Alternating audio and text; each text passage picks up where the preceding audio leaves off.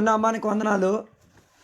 ఈరోజు దేవుని యొక్క సన్నిధిలో కలిసి వచ్చి దేవుని నామాన్ని గణపరచడానికి దేవుడు కృప దయచేసినందుకు దేవునికి వేలాది వందనాలు తెలియవస్తున్నాం. మనం గత రోజుల్లో దేవుని యొక్క వాక్యంలో నుంచి మోషే యొక్క జీవితం గురించి చదువుకొని వస్తున్నాం. మోషే యొక్క జీవితం గురించి మనం దానిని ఏం చేసాం, ముగించేసాం. ఇవాళ నుంచి కొత్త ఒక విషయం నేర్చుకుందామని ఆసక్తి చెందుతున్నాను.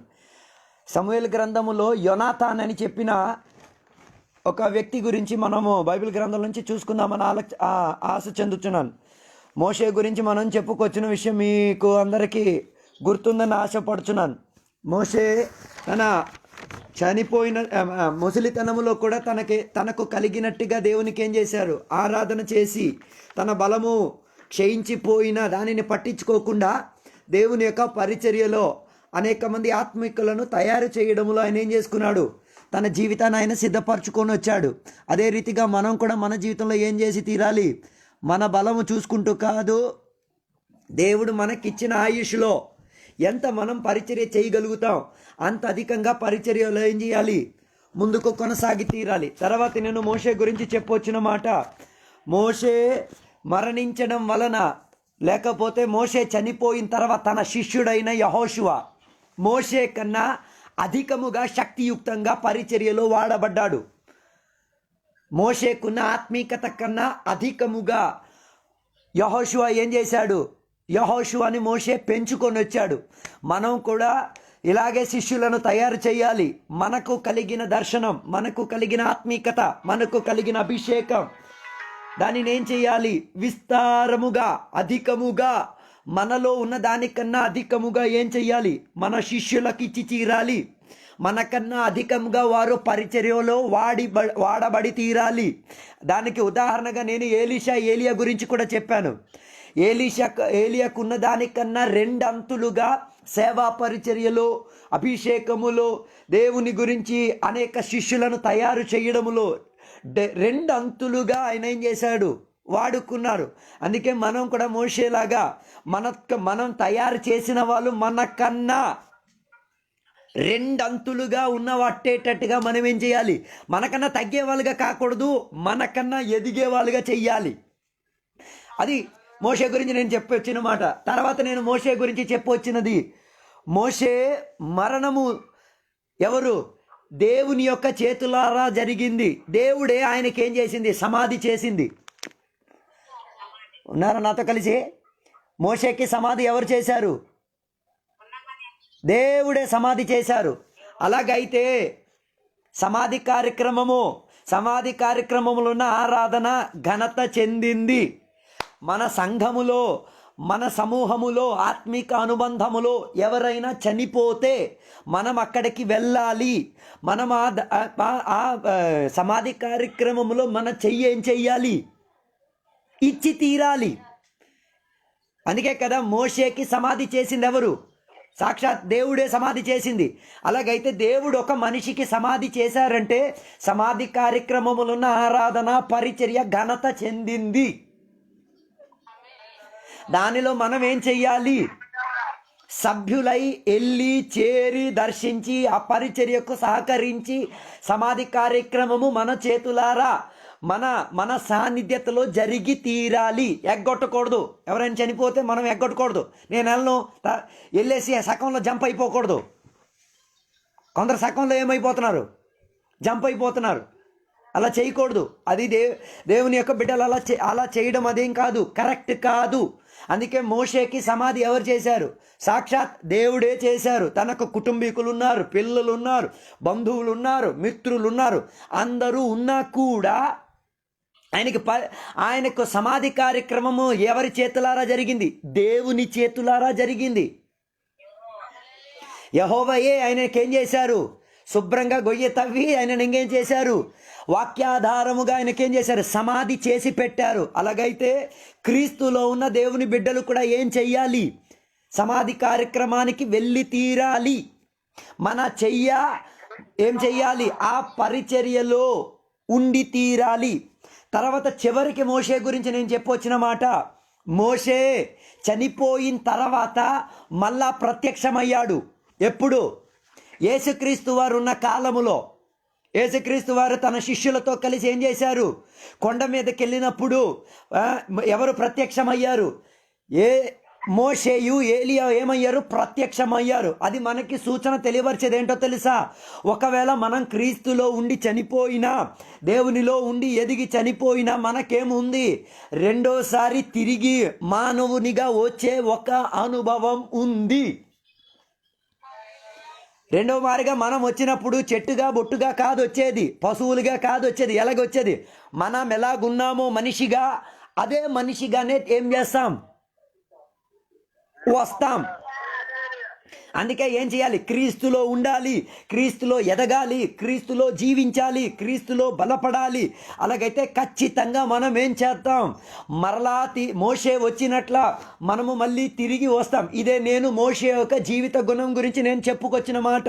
అందుకే మోషే తనకు కలిగిన జీవితకాలములో, తనకు కలిగిన సందర్భాల్లో దేవుని యొక్క చిత్త ప్రకారంగా జీవించి, దేవుని యొక్క వాక్యాధారంగా నిలబడి అనేక ఆత్మీకులను తయారు చేశాడు. దేవుని కొరకు ప్రత్యక్ష గుడారం కట్టాడు, దేవుని కొరకు అనేక అద్భుతాలు చేశాడు, దేవుని యొక్క నామాన్ని ఘనపరిచాడు, దేవుని చేతులారా చనిపోయాడు, దేవుని చేతులారా సమాధి చేయబడ్డాడు.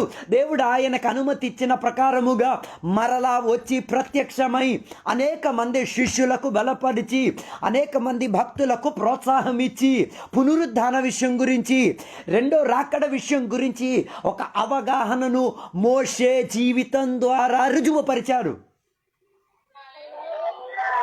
ఇదే మోషే యొక్క జీవితం గురించి మనం పూర్తిగా చదువుకొచ్చిన విషయం. ఇక నుంచి మనం ఏం చేద్దాం? యోనాతాను అని చెప్పిన ఒక సహోదరుని గురించి మనం చూసుకుందాం.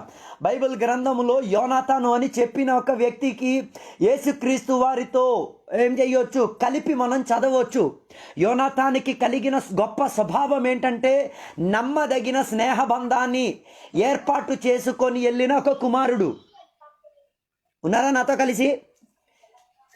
యోనాతాను అన్న ఒక మనిషి ఎలాంటి స్వభావం కలిగిన వాడు? నమ్మకముతో స్నేహబంధానికి గుర్తు, ప్రాధాన్యత, విలువ ఇచ్చేటట్టుగా ఉన్నది కాబట్టి ఆయనను యేసయ్యతో కలిపి చదవచ్చు. ఉన్నారా? అందుకే ఇవాళ నుంచి మనం ఎవరి గురించి చూద్దాం? యోనాతాను గురించి మనం చూద్దాం. యోనాతాను గురించి బైబిల్ చెప్తున్న ఒక మాట మనం చూద్దాం. మొదటి సమూయేలు గ్రంథము 14వ అధ్యాయంలోకి రండి. మొదటి సమూయేలు గ్రంథము 13వ అధ్యాయం, 13వ అధ్యాయంలో దాని 22వ వచనం.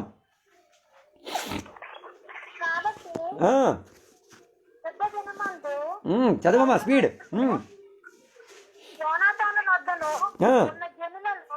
ఒకని చేతిలోనైనను కత్తియే గాని ఈటియే గాని లేకపోయిను సౌలునకును అతని కుమారుడని. చూసారా? యోనాతాన్ ఎవరు? షౌలు కుమారుడు. ఇశ్రాయేలులకు రాజుగా ఉన్న మొదటి రాజే షౌలు. షౌలుకి ఉన్న మొదటి కొడుకే ఎవరు? యోనాతాను.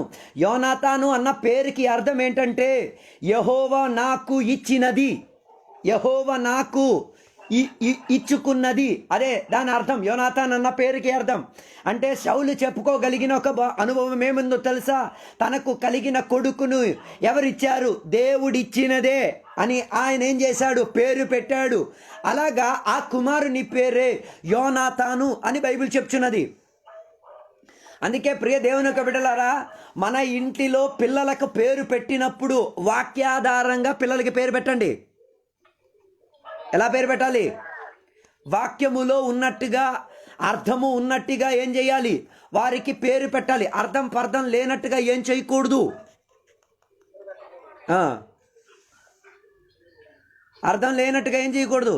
పిచ్చి పిచ్చి పేర్లు పెట్టకూడదు పిల్లకి. ఏం చేయకూడదు? పిచ్చి పిచ్చి పేర్లు పెట్టకూడదు. ఏం చేయాలి? వాక్యములో ఉన్నట్టుగా, వాక్యములో అర్థము కలిగినట్టుగా. అందుకే షౌలు తన కొడుకుకి యోనాతాను అని పేరు పెట్టాడు. అంటే దాని అర్థం ఏంటి? దేవుడు నాకు ఇచ్చినది, యెహోవా నాకు ఇచ్చినది. అంటే ఆ పేరు పలుకుచున్నప్పుడు ఎప్పుడు ఎవరి నామాన్ని గణపరిచేది? దేవుని నామాన్ని గణపరిచేటట్టుగా ఉన్న పేరు. అంటే ఎప్పుడెప్పుడు షౌలు ఎప్పుడెప్పుడు ప్రజలు యోనాతాను యోనాతాను అని పిలుస్తున్నారు, అప్పుడు ఎవరికి ఘనత చెందుచున్నది? యోనాతానికి కాదు, యెహోవాకే ఘనత చెందించుచున్నది. దేవుడే ఇచ్చినది, దేవుడే ఇచ్చినది, దేవుడే ఇచ్చినది అన్న విషయములో ప్రఖ్యాతి చెందుచున్నది. అలాంటి ఒక పేరు చెందినవాడే యోనాతాను. ఆ స్వభావానికి తగ్గట్టుగానే ఆయన ఏం చేసేవాడు? జీవించుచూనివాడు. అందుకే నేను చెప్పొచ్చిన మాట, మనం దేనికైనా పేరు పెడితే ఏమై తీరాలి? అర్థమున్న పేరులై తీరాలి, వాక్యములో ఉన్న పేరులై తీరాలి. ఆ విషయం చాలా జాగ్రత్తగా దేవుని బిడ్డలు చూసుకోవాల్సినది. ఇక మనం యోనాతాను యొక్క జీవిత విషయం గురించి మనం చదువుకుందాం. మొదటి సమూయేలు గ్రంథం 13వ అధ్యాయంలో 13వ అధ్యాయం నుంచి చదివినప్పుడు యోనాతాను గురించి మనం బైబిల్ గ్రంథంలో చూడగలిగేది. యోనాతాను గురించి చెప్పిన ఒక మాట మీరు చూడండి. ఇది దాన్ని 2-3 వచనాలు చదివినప్పుడు చెప్తున్న ఒక మాట. 3వ వచనం చదివితే చాలు. 13వ అధ్యాయం 3వ వచనం.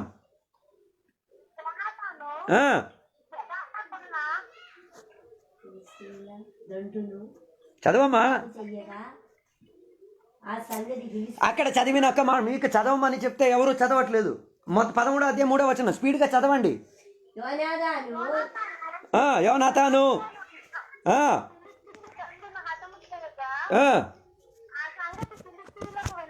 చూసారా? యోనాతాను గురించి చెప్తున్న ఒక మాట. దాని 13వ అధ్యాయం మొదటి నుంచి చదువుకొస్తే చూసేది, యోనాతాను తన నాన్నతో కలిసి, నాన్న రాజుగా ఉన్నప్పుడు రాజ్య సైన్యములో యోనాతానికి ఏముండేది? చోటు ఉండేది. హలో,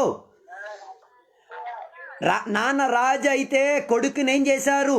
సైన్యములో చోటు ఇచ్చారు. అదేదో యోగ్యత, అదేదో తన ముఖపక్షం చూసుకొని ఇవ్వలే, తనకు కలిగిన యోగ్యతను బట్టి ఇచ్చారు. అందుకే అక్కడ చెప్పిన ఒక మాట ఏంటో తెలుసా? 13వ అధ్యాయం మొదటి 2 వచనాలు చదివితే, రాజైన సౌలుకి 2 రీతిగా ఏముండేది? సైన్య సంఖ్య ఉండేది. ఒక సంఖ్యలో 3,000 మంది, ఇంకొక సంఖ్యలో 2,000 మంది. 3,000 సంఖ్యను సౌలుతో నడిపించినప్పుడు 2,000 సంఖ్యలకు పరిపాలించింది ఎవరు? యోనాతాను. చూడండి, తనకు కలిగిన యోగ్యత. నాన్న రాజు అయితే కొడుకు కూడా ఆ పదవిని ఏం చేసుకున్నాడు? ఉపయోగించేటట్టుగా చూస్తున్నాం. హలో, నీవు దేవునికి నమ్మిన బిడ్డవైతే నీ పిల్లలు కూడా దేవునికి నమ్మిన బిడ్డలై మార్చేయాలి. వారికి అలాగేం చేయాలి? పెంచి పెద్ద చేసుకొని తీసుకురావాలి. వారు వారి రీతిగా వారేం చేయాలి? ఎదిగి తీరాలి. షౌలు రాజు అయ్యాడు అని చెప్పిన వెంటనే తన పిల్లలను కూడా ఏం చేశాడు? రాజ్య పదవిలో, రాజ్యము పరిపాలించే విధానములో, సైనికులను నడిపించే విధానములో ఆయన పిల్లలను ఏం చేసుకొచ్చాడు? పెంచుకుంటూ వచ్చాడు.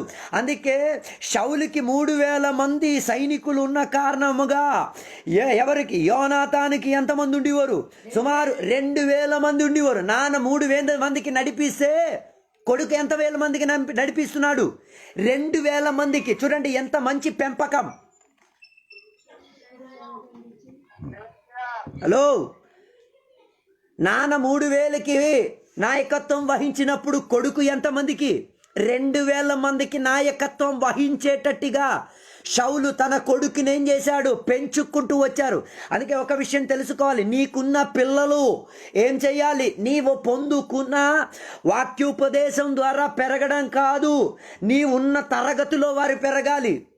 ఎంత అభిషేకం నీవు పొందావో అంతటి అభిషేకములో నీ పిల్లలు కూడా వచ్చి తీరాలి. ఎంత ప్రార్థనా జీవితంలో నీవెక్కావో అంత ప్రార్థనా జీవితంలో నీ పిల్లలు కూడా వచ్చి తీరాలి. ఎంత కృపావరముతో నిండారో అంత కృపావరంతో నీ పిల్లలు కూడా ఏం చేయాలి? సమసమంగా రాకపోయినా పర్వాలేదు, కింద పైకి రాకపోయినా పర్వాలేదు, చచ్చిపోకూడదు.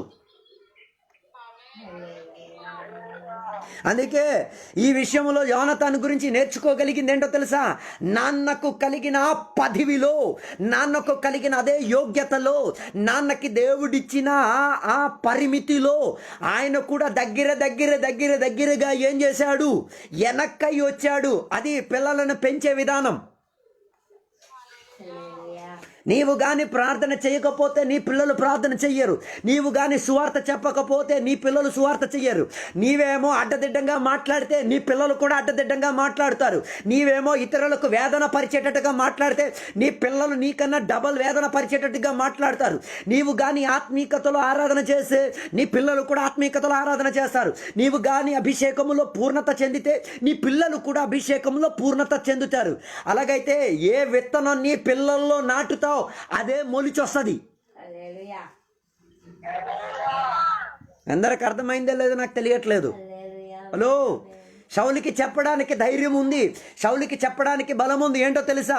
పెంచిన కొడుకుని రాజుగానే పెంచాను. రాజుగా సౌలు 3000 మందిని పరిపాలన చేసి నడిపిస్తే, నాయకత్వం వహిస్తే, కొడుకు 2000 మందిని ఏం చేశాడు? పరిపాలన చేసి నాన్నతో కలిసి ఉన్నాడు. హలో, బైబిల్ స్పష్టంగా ఎపిసి పత్రికలో 6వ అధ్యాయం చెప్తున్నది, పిల్లలారా మీ అమ్మ నాన్నకేం చేయండి? విధేయులై ఉండిడి, అది న్యాయము ధర్మము చెందినది. హలో, ఎపిసి పత్రిక 6:1 చదవక్కర్లా, తెలిసిన వాక్యమే. పిల్లలారా అంటే ఎవరికి చెప్పబడుచున్న మాట? పిల్లలుగా ఉన్న వారికి అందరికీ చెప్పిన మాట. మీ అమ్మ నాన్నకి ఏమై తీరాలి? విధేయులై. విధేయులంటే వారిని వినాలి, వారు చెప్పిన సలహాలు ఏం చేయాలి? పాటించుకోవాలి. వారు చెప్పిన రీతిగా జీవితాన్ని క్రమం చేసుకోవాలి. వారు నడిపించిన త్రోవలో మనం నడవాలి. వారు సేవించిన దేవునిని మనము వెంబడించాలి. వారు ఆరాధన చేసిన విధానాన్ని మనం కూడా పాటించాలి. పిల్లలుగా నీకు నచ్చినా నచ్చకపోయినా నీ అమ్మ నాన్న చెప్పుచున్న దానికి ఏం చెయ్యాలి? ప్రాధాన్యతగా చూసుకొని నెరవేర్చుకోవాలి. ఎంతమంది నా మాట ఆలకెత్తున్నారు? ఉన్నారా అందరూ? అందరూ సైలెంట్ అయిపోయారు, ఎవరు ఏం మాట్లాడలేదు. ఉన్నారా అందరూ? యువతలు ఎక్కడ ఎవరు చెప్పినట్టు వినిపించట్లే. Okay, right. నేను చెప్పొచ్చిన మాట ఏంటి అంటే, మనం ఏ రీతిగా ఎదుగుదల పొందుతామో మన పిల్లలు కూడా మనకి తగ్గట్టుగా ఎదుగుదలలో వచ్చి తీరాలి. అందుకే పిల్లలు ఏం చేసుకోవాలి? అమ్మ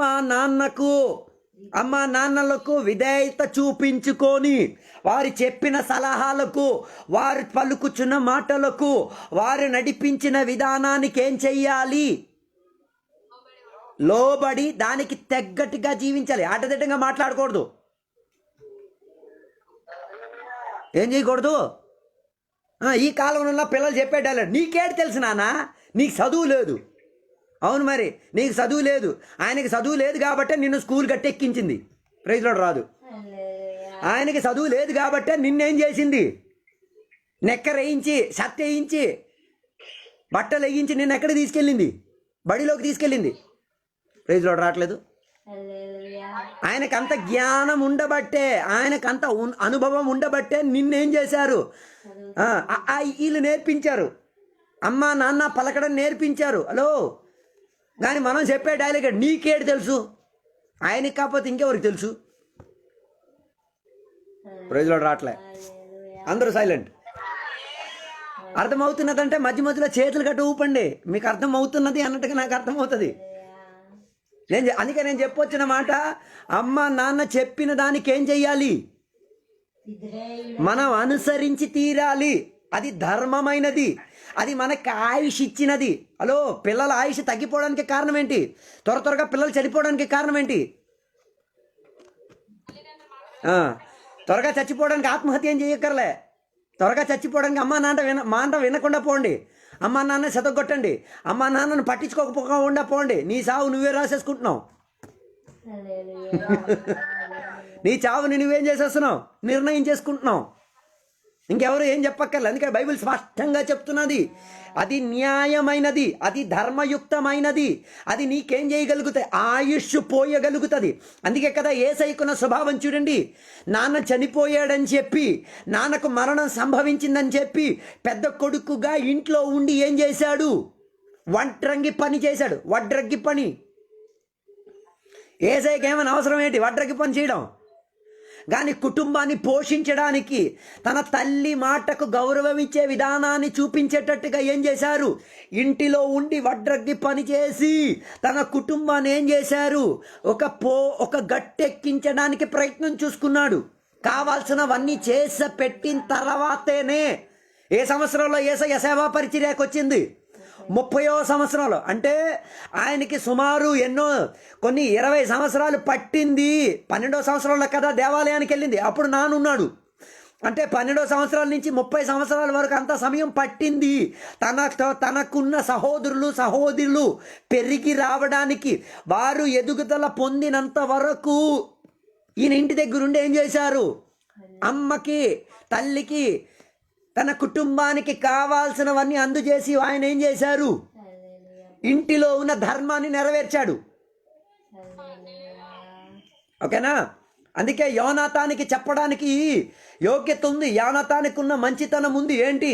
నాన్నకు ఎప్పుడు చెయ్యి ఇచ్చేవాడే, నాన్నతో ఎప్పుడు కలిసి ఉండేవాడే. అందుకే ప్రియ దేవుని యొక్క బిడ్డలారా, మీ అమ్మ నాన్నకి ఎప్పుడు ఏం చేయండి? సహకారిగా ఉండాలి, చెయ్యి ఇచ్చేవారిగా ఉండాలి.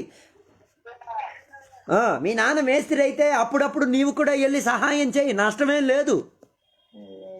ఆయన తెచ్చిన డబ్బుకి బట్టలు వేసేసుకుంటున్నాం, ఇటుక బట్టీలోకి వెళ్ళి ఇటుక ఎట్టడానికి భయం, ప్రైజ్లో రాదు.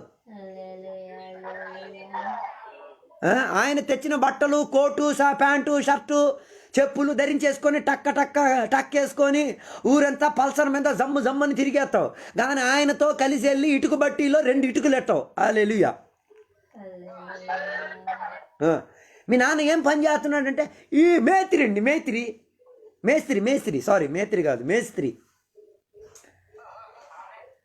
మేస్త్రి. ఓకే, నీవే ఎప్పుడైనా వెళ్ళావా మేస్త్రి చేసిన పనికి? మేస్త్రిగా ఉండి నా సైట్కి ఎప్పుడైనా వెళ్ళావా? పోనీ అక్కడ ఉండి ఏమైనా అందించావా? లేదు, మనకి ఇటుక, మనం మట్టి పట్టుకోం, మేము చదువున్న మేధావులం. హలో, అలా చెప్పి మీ నాన్నకున్న గౌరవాన్ని నీవే ఏం చేసేస్తున్నావు? రచ్చరచ్చ చేసేసి తొక్కేస్తున్నావు. ఓకే, మీ నాన్న పెద్ద మేస్త్రి ఏం కాకపోవచ్చు, పెద్ద కాంట్రాక్టర్ ఏం కావచ్చు, కానీ ఒక చిన్న మేస్త్రి కావచ్చు. కానీ కొడుకుగా చదువు ఉన్న, జ్ఞానం ఉన్న, తెలివి ఉన్న, టక్కేయడం తెలుసుకున్నా, బట్టలు వేసుకోవడం తెలుసుకున్నా, ఆయన వచ్చి నాన్న పని చేసిన సైట్ కాడకు వచ్చి పక్కన కూలోలు పని చేసినప్పుడు వాళ్ళకి బదులుగా నువ్వు ఒక ఇటుకపేట ఇచ్చావు అనుకో, నువ్వు ఒక సిమెంట్ మోసేసి ఇచ్చావు అనుకో, నీ నాన్న పరువు పెరిగిద్ది. నలుగురు చెప్తారు, వా ఏం కొడుకుని సంపాదించారు, చదువుకున్న కొడుకైనా వచ్చి నాన్నకి సహాయం చేస్తున్నాడు కదా అని నలుగురు ఏం చేస్తారు? మనం అలా కాదు కదా. మా నాన్న గురించి నలుగురు చెప్పరు, నాన్న గురించి నలుగురు తొక్కేస్తారు. హలో, నా ఫ్రెండ్ ఒకడు ఉన్నాడు, వాళ్ళ నాన్న పొలం పని చేస్తున్నారు. వాడు చెప్పిన డైలాగ్ విన్నప్పుడు నాకు చాలా వేదన కలిగింది. వాళ్ళ నాన్నకి 12 ఎకరాలు 13 ఎకరాలు ఉన్నాయి. ఆ 13 ఎకరాల్లో నాన్న ఎప్పుడు ఆ పొలంలో పని చేయడమే, అలా పని చేసేసి ఆయనకి ముసలితనం వచ్చేసింది. ఆయన పిల్లలకన్నారు, ఒరే పిల్లలారా, నేను ముసలోడైపోయాను, ఇంకా నేనేం చేయలేను, పొలం పని చేయలేను, కాస్త మీరైనా పొలం పని చూడండి రా అంటే పిల్లలు ఏం సలహా ఇచ్చారు? అమ్మేద్దు, ఎందుకు, పొలం మనకు అక్కర్లేదు, మాకు చదువులు ఉన్నాయి, మేమేం చేసుకుంటాం, చదువులు చూసుకుంటూ పోతాం. ఆ నాన్న పడిన వేదన ఎవరికి ఏం చేయలేకపోతున్నారు, చెప్పలేకపోతున్నారు. ఆ నాన్న ఇచ్చిన డబ్బుకే ఆ కుమారుడు అంతా చదువులోకి వచ్చాడు. ఓకే, ఆయనకి చదువు, ఉద్యోగం, జ్ఞానం ఉంది. పోనీ అప్పుడప్పుడు ఎవరికో కూల్లో పెట్టుకొని నా పని చేయించచ్చు కదా. అందుకే నేను చెప్పొచ్చిన మాట, పిల్లలు ఏం చేసుకోవాలి? అమ్మా నాన్నకి గౌరవం ఇచ్చి వారి యొక్క గౌరవాన్ని ఏం చేయాలి? నిలబెట్టి తీరాలి. అది బైబిల్ ధర్మముగా చెప్తున్న ఒక మాట. నీ అమ్మా నాన్నని గౌరవించకపోతే దేవుని ఎలా గౌరవించేది? ఇంట్లో ఉన్న బాల శిక్ష నేర్చుకోకుండా దేవుని యొక్క శిక్షలు ఎలా నేర్చుకోగలిగేది? అందుకే సౌలు యోనాతాను నాన్న కొడుకు గురించి చెప్పుకోవడానుకున్న మొదటి పదవి ఏంటంటే, నాన్న యుద్ధం చేసిన రాజు అయితే కొడుకు కూడా అదే తరగతిలో పరిగెట్టి వస్తున్నాడు. అందుకే మొదటి సమూయేలు గ్రంథం 1 అధ్యాయం 13 అధ్యాయం 2-3 వచనం చెప్తున్న మాట ఏంటో తెలుసా? యోనాతాను యుద్ధం చేసుకొని ఫిలిస్తీన్ల వ్యతిరేకంగా వెళ్ళి ఏం చేసుకొచ్చాడు? విజయాన్ని సంపాదించుకొని వచ్చాడు. హలో, నాన్న రాజుగా యుద్ధం చేసుకొని కూర్చోలే, కొడుకు కూడా ఏం చేశాడు? ఫిలిస్తీన్లు అని చెప్తే ఇశ్రాయేల్ ప్రజలను ఎదిరించిన వారు, ఇశ్రాయేల్ ప్రజల వ్యతిరేకంగా ఉన్న సాతాను సమూహముగా వచ్చిన వారు, ఇశ్రాయేల్ ప్రజల యొక్క ఆత్మీకను చంపడానికి వచ్చిన వారే ఫిలిస్తీన్లు. ఇశ్రాయేల్ ప్రజలకి కలిగిన మేలులన్నీ కూడా దొంగిలించడానికి వచ్చిన వాళ్ళే ఫిలిస్తీన్లు. ఇశ్రాయేల్కి క్షేమం జరగకుండా వెనక్కి వెన్నుపోట పొడిచిన వాళ్ళే ఫిలిస్తీన్లు. ఇశ్రాయేలుని ఎల్లప్పుడూ వేదన పరిచిన వారే ఫిలిస్తీన్లు. అయితే సౌలు ఎవరికి రాజు? ఇశ్రాయేలీకుల రాజు. అయితే సౌలు తనకి కలిగిన బలము శౌర్యము ద్వారా ఇశ్రాయేలీయుల కొరకు యుద్ధం చేసుకొని గెలుచుచున్నప్పుడు తన కొడుకు కూడా నాన్నకు తగ్గట్టుగానే రాజు కాకపోయినా నాన్నకు బదులు వెళ్ళి యుద్ధం చేసుకొని గెలుచుకొచ్చాడు. ఇదే మంచి కొడుకు లక్షణం. ఇప్పుడు చెప్పండి, సౌలు ఆ ఊర్లో ఎలా తిరుగుంటాడు? మన భాషలో చెప్తే కాలు ఎగిరేసి తిరుగుంటాడు. నాన్న యుద్ధం చేయాల్సిన చోట్ల కొడుకు యుద్ధం చేసుకొని ఏం చేసి వచ్చాడు? బైబిల్ 13 అధ్యాయం 3వ వచనం చెప్తున్న ఒక మాట, ఫిలిస్తీన్లతో ఏం చేశాడు? ఫిలిస్తీన్లను హతం చేసేసి అంటే చంపి చెదరగొట్టేశాడు. చంపి చెదరగొట్టించేసి ఉన్న చోట్ల నుంచి పారిపోయేటట్టుగా చేసేసాడు. లేకపోతే ఫిలిస్తీన్లు ఆక్రమించిన దానిని తిరిగి పట్టుకున్నాడు. ఎంతమంది ఉన్నారు నాతో కలిసి? హలో, నాన్న చెయ్యాల్సిన పనిని ఎవరు చేశారు? ఇప్పుడు చెప్పండి, ఇలాంటి ఒక్క కొడుకుంటే చాలు కదా, ఇలాంటి మనకి పిల్లలు ఉంటే చాలు కదా. ఈరోజు వాక్యాన్ని ఆలకించిన దేవుని యొక్క బిడ్డలకి చెప్పిన ఒక మాట పరిశుద్ధాత్మ దేవుడు సూటిగా చెప్తున్నా కాబట్టి, నీతో కలిసి వచ్చే పిల్లలై తీరాలి. నీ ఆత్మీకతలో ఒకే తరగతిలో వచ్చిన పిల్లలై తీరాలి. హలో, దానికోసం ఏం చేయాలి? కొన్ని కష్టాలు నీవు అనుభవించి తీరాలి. అందుకే సౌలు తన కొడుకుని అంతగా నేర్పించాడు. ఒక రాజు అవ్వాలంటే చిన్న విషయం కాదు. హలో, ఒక దేశానికి రాజు అవ్వాలంటే మామూలు విషయమా? కాదు. దానికి ఏముండాలి? ఎన్నో విద్యలు, చదువులు, జ్ఞానం, తెలివి, యుద్ధ శక్తి, ఇవన్నీ ఉండాలి. అంటే నాన్న నేర్చుకున్న విద్యలన్నీ కూడా కొడుకుకి నేర్పించాడు. నాన్న రాజుగా నేర్చుకున్నవన్నీ కొడుకు రాజు కాకపోయినా కొడుకుని ఏం చేశారు?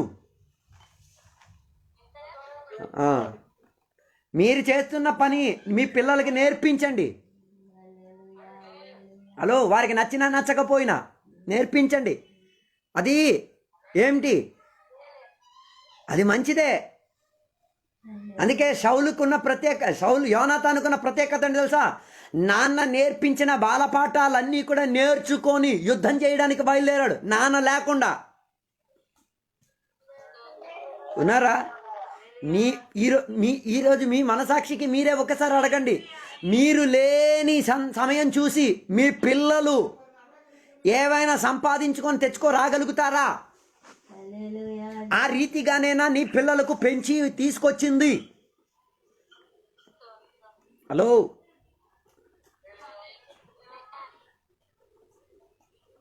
అందుకే యోనాతాను ఏం చేశాడో తెలుసా? నాన్న యుద్ధం చేసుకొని గెలిచిన వాడైతే నేను కూడా ఏం చేస్తాను? యుద్ధం చేసి గెలిచి తీరుతానని చెప్పి యోనాతాను తనకి కలిగిన సైన్య బలముతో దేవుని మీద ఆధారపడి శత్రువుల ఒక సామ్రాజ్యములోకి వెళ్ళి చెదరగొట్టించేసి చంపేసి ఆ ఇశ్రాయేలీయుల యొక్క సంపాదన ఆక్రమించిన ఫిలిస్తీయుల చేతిలో నుంచి అన్నిటినీ తిరిగి తెచ్చేసి నాన్న యొక్క గౌరవాన్ని నిలబెట్టి దేవుని యొక్క నామాన్ని ఘనత చెందించే విధానము కుటుంబ పెంపకములో వచ్చిన కుమారుడే యోనాతాను. పిల్లల కంటే ఎలాంటి పిల్లలు అయి ఉండి తీరాలి. ఉన్నారా? ఈ కాలంలో ఉన్న చాలా మంది దేవుని యొక్క బిడ్డలకి తెలియదు పిల్లలని ఏ రీతిగా, పిల్లలకు ఏ రీతిగా దేవుని యొక్క పాఠాలు నేర్పించేది, ఆత్మీక విషయాలు తెలియబరిచేది. హలో, నీకున్న ఆత్మీకత, నీకున్న జ్ఞానం, నీకున్న వాక్యాధారం, నీకున్న ఆత్మాభిషేకం, నీకున్న ఆత్మీక పట్టుదలలు నీ పిల్లల లోపల ఏం చేయాలి? చిలిపితనములోనే ఇచ్చేయాలి. చిలిపితనములోనే వారు వాటిని ఏం చేసుకోవాలి? గ్రహించుకొని వచ్చి తీరాలి. వారి లోపల అదేం చెయ్యాలి? ఒక మండుచున్న లావాలాగా అది ఉండి తీరాలి. యోనాతానులో ప్రత్యేకత అదే. నాన్న గెలిచి తీరాల్సిన అదే చోట్లో కొడుకు సొంతాన్న వెళ్ళి యుద్ధం చేసుకొని వచ్చాడు చూడండి. అది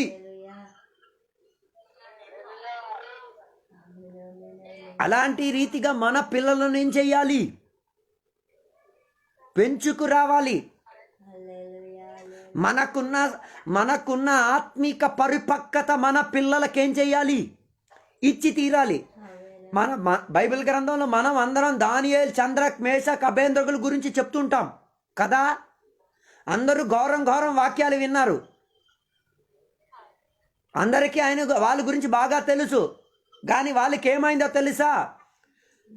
వారిని ఏం చేశారో తెలుసా? శత్రు సామ్రాజ్యములో ఉన్న రాజులు తీసుకొచ్చి, నెబుకద్నెజర్ రాజు, బబిలోను దేశములో ఉన్న రాజు వారు వచ్చి ఇశ్రాయేల్ దేశములోకి వచ్చి, ఇశ్రాయేల్ దేశములో ఇంటింటా దూరి మగ పిల్లలందరినీ కూడా ఏం చేశారో తెలుసా? తన రాజ్యానికి ఖైదీలుగా లాగుకొని తీసుకెళ్ళిపోయారు.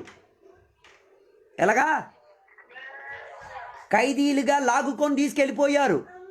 అలాగ తీసుకెళ్ళిన పిల్లలే ఎవరు? షద్రక్, మేషక్, అబేద్నెగో, దానియేలు. వారి యొక్క వయసు ఎంత తెలుసా? సుమారు 8 నుంచి 18 వరకు ఈ వయసులో ఉన్న పిల్లలు.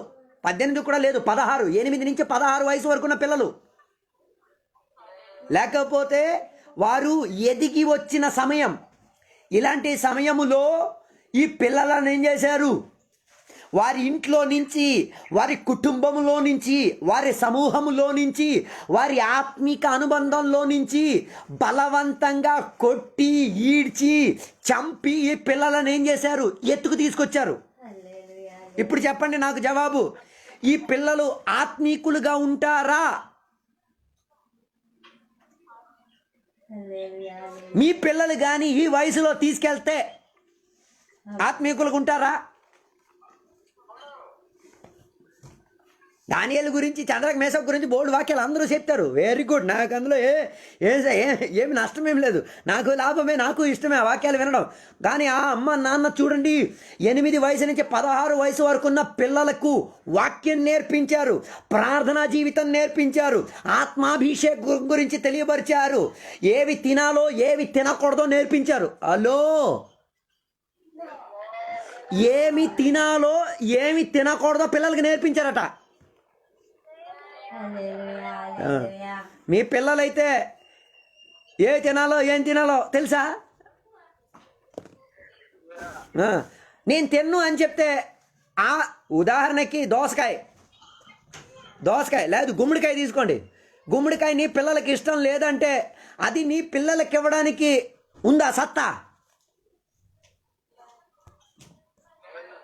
హలో, మా కుటుంబంలో ఉన్న ఒక గొప్ప విషయం, నాకు మా చెల్లికి కూరగాయలు ఇష్టం ఉండేది కాదు. అందుకే మా అమ్మ ఏం చేసేది తెలుసా? టెక్నిక్ మా అమ్మ వాడేది. మేము కూరగాయలు తినట్లేదని చెప్పేసి ఈ కూరగాయలన్నింటినీ ఏం చేసేస్తుంది తెలుసా? పప్పులో గిప్పులో అన్నీ చిన్నగా నరికేసి పడేస్తుంది. చిన్నగా నరికి పడేస్తే ఇది పప్పులో కలిసి ప్రెషర్ కుక్కర్లో ఉడికి వచ్చేసరికి ఇవన్నీ కలిసిపోయేసరికి ఇవన్నీ మనం తినేస్తాం. తినేసిన తర్వాత మా అమ్మ వచ్చి చెప్తాయి, ఒరే నీకు ఇష్టం కాని గుమ్మడికాయ, నీకు ఇష్టం కాని బెండకాయ, నీకు ఇష్టం కాయ దోసకాయ, ఇవన్నీ అందులో కలిపి అనరా అంటది. అలాగే మేము కూరగాయలు తింది. ప్రైజ్లో ఎవరు చెప్పట్లే. అది చెప్పింది కూడా వింతగానే చెప్పేది. ఒరే నువ్వేదో తిన్నావు అన్నావు కదా, దానిని నేనేం చేశాను, తినిపించాను. హలో, నేను చెప్పొచ్చిన కారణం ఏంటో తెలుసా?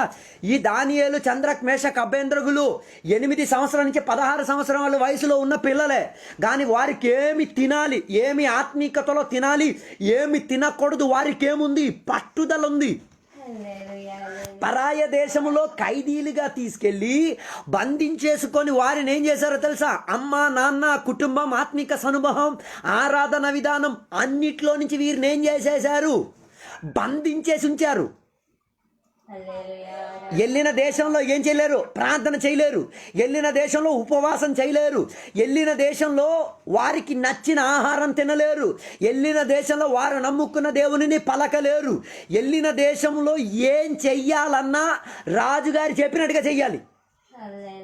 ఆ చోటులో మిగతా ఎన్నో మంది పిల్లలు ఉన్నారు, కానీ ఈ 4 మాత్రం పౌరుషంతో నిలబడ్డారు. వెళ్ళిన ఫస్ట్ డే, వెళ్ళిన మొదటి రోజే ఏం చెప్పారో తెలుసా? రాజుగా, నీవిచ్చిన ఆహారం నేను తిన్ను, నాతో ఉన్న వాళ్ళు తినరు. ఇది సత్తా. నేను నిజంగా దానియేలు, చంద్రక్, మేషక్, అభ్యంతరగులు నాన్నలకు దండ నమస్కారం చేస్తాను. ఏం నేర్పించాడు పిల్లలకి. రాజు, నువ్వు కావాలంటే ప్రపంచంలో సగం గెలుచుకొని ఉండొచ్చు, కానీ నా ఆత్మీయతను గెలిచే అంత సత్తా నీ లోపల లేదని సవాలు వేశారు కుర్రోలు. అది పెంపకం. వెళ్ళిన ఫస్ట్ రోజు ఏం రాజు కన్నారు తెలుసా? రాజు, నువ్వు పెద్ద చక్రవర్తి కావచ్చు, నీకు ప్రజాబలం కావచ్చు, నీకు డబ్బు ఉండొచ్చు, హోదా ఉండొచ్చు, ఓకే, నో ప్రాబ్లం. నీవిచ్చిన ఆహారం నేను తినం, మాకు నచ్చిన ఆహారం మేమేం చేస్తాం? రైతులో ఎవరు చెప్పలే. నేను చెప్తున్నది మీకు అర్థమవుతున్నదా? నేను చెప్తున్నది మీ అందరికి అర్థమవుతున్నదా? ఎవరు ఏం పలకట్లేదు. Okay okay right. హలో, ఆ నాన్న పెంచిన విధానం చూడండి. పిల్లలకి ఏం చెప్పారో తెలుసా? మీరేం చేయాలి? ఆత్మీకులుగా ఉన్నది కాబట్టి అనాత్మీకత చెందినది ఏం చేయకూడదు, తినకూడదు. అది నీవేం చేయకూడదు, భుజించకూడదు. అది భుజించడం వలన నీ ఆత్మీకత ఏం కావచ్చు? చావులోకి రావచ్చు.